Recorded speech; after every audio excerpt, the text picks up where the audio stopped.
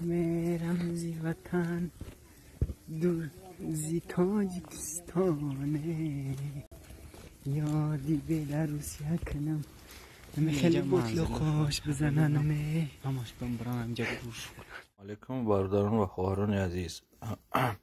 Как вы знаете, я вчера делал эфир про то, что задержаны граждане Таджикистана на границе России и Белоруссии.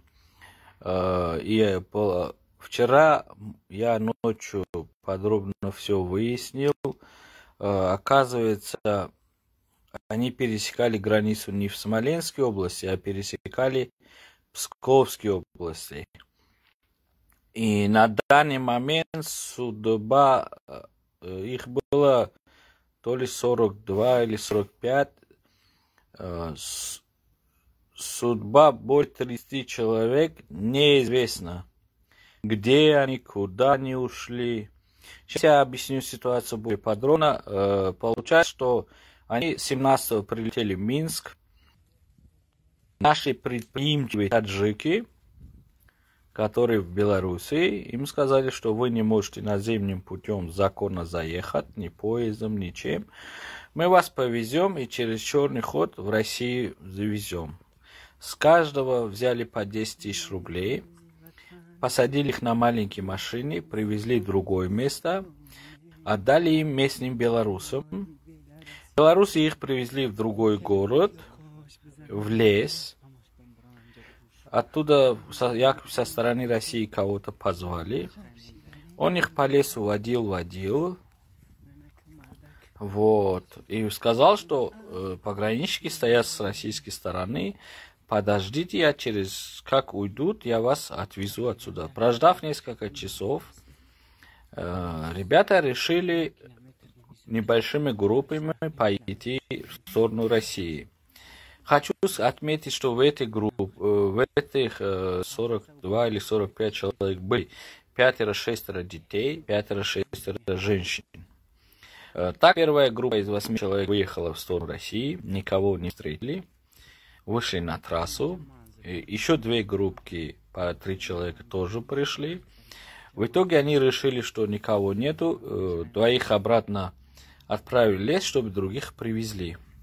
Те пришли, никого не нашли там, и как-то по телефону вышли на них, что типа им якобы сказали, что сейчас вам отправят автобусы и вас обратно привезут как бы нормальное место на территории Белоруссии. В итоге ребята решили остановить машину, спрашивать, какую сторону ехать, Смоленск, типа в России, а в какую обратно в Белоруссию, в лес. Перед ними остановился автомашина вечером. Вышел один, предоставил документы, сотрудник Федеральной службы безопасности ФСБ.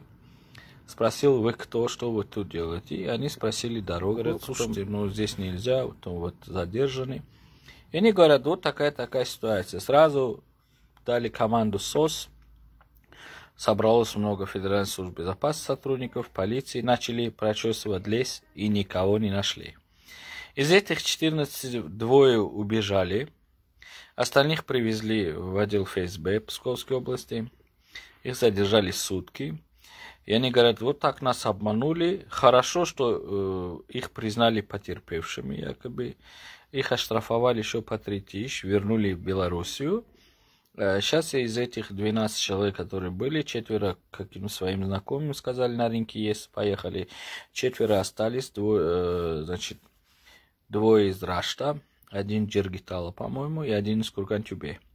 И остальные, они вышли со мной на связь, что делают. Пограничники им сказали, что с миграционными картами Беларуси не пойдет. Вы должны были купить билет Душанбе-Минск, Минск, Москва транзитом, а не то, что выходит. Ваши миграционные карты Беларуси, России не подойдут. Хотя мы знаем, что с белорусскими документами люди получили здесь патенты. Хотя я вчера был в отделе полиции, из стройки привезли людей, которые приехали через Белоруссию. Кто-то приехал с медицинскими справками, у всех есть патенты. Сегодня всех повезли в суд на депортацию. Вот. Еще сказали, что те, кто пересек белорусскую границу, может быть, на них заведем уголовные дела. Вот. Или закроем выезд навсегда. Чему я был вчера сам свидетелем.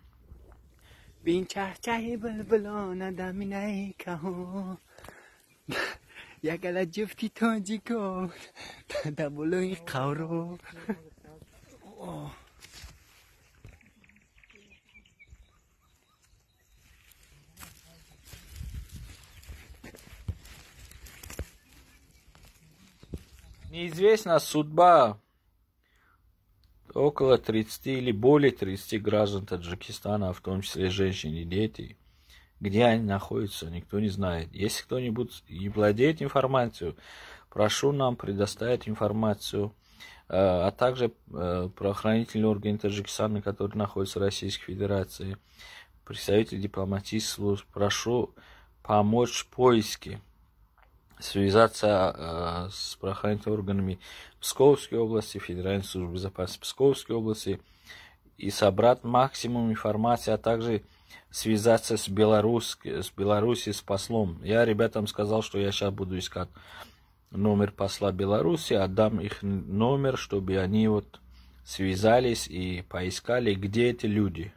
Может, их белорусский сторона задержала, может, они, неизвестно, где они.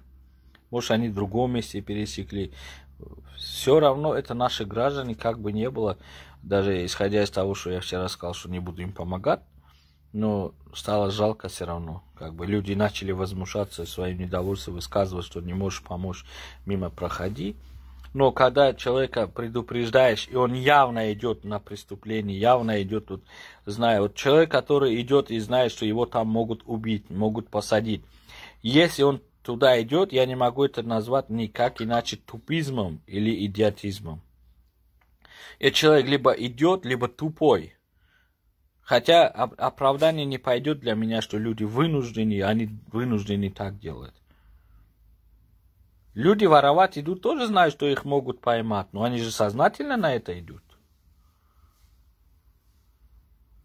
Нельзя же потом их оправдывать, что вот они там пошли, там не знаю. Они все знали прекрасно. Теперь мне люди много заявляют, что ой, они не знали. Они все до единого знали, за исключением этих детей.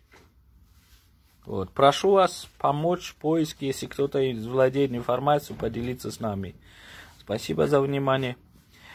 Удачи и постарайтесь не пересекать наземным путем. Даже до пандемии наземным путем для иностранных граждан пересечение границ Беларуси и России было запрещено. Только воздушным путем.